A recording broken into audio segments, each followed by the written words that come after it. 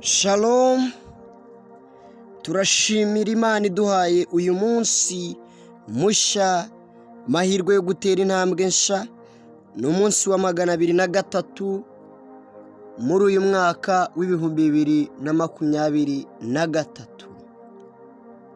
Umva nanone kandi Imana iravugana na ishimire iminsi yo kubaho kwawe unkorera, kuko ari nge waguhaye kubaho. Igitabo cy'umuhanuzi Yeremiya igice cya mbere murongo wa 5.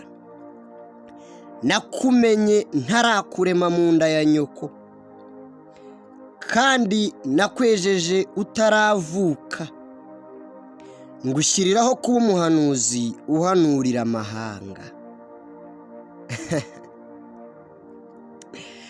Uwiteka niwe wavuze ngo baho, niwe wakugize uriwe. Ntabwo ari iminsi kuko we ni nyirayo, ntabwo ari isi kuko niwe wayiremye.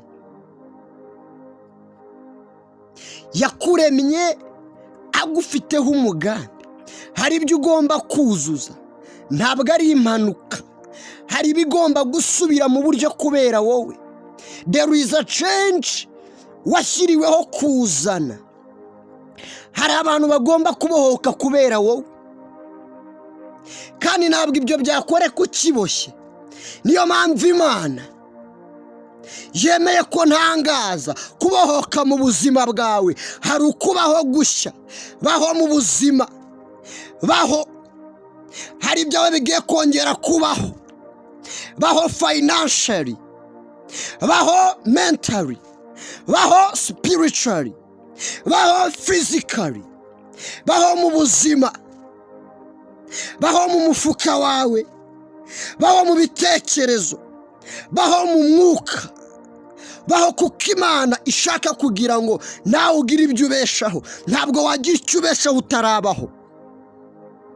Imana yari ikuzi, beraho kuzuza uwo mugambi. Dore ikintu gishya uje kugikoreshwa, hagurukira gukora, kuko uri umukozi w'Imana. Mana, turagushimye kubw'uyu munsi. Tugushimiye umugambi mwiza ufite ku buzima bw'abana bawe. Wusohoze mwana, wuzuze mwana, ubakure mu icuraburindi barimo rituma mwami biheba, bakumva nta kindi cyizere. Mu izina ryawe Yesu Kristo, amen.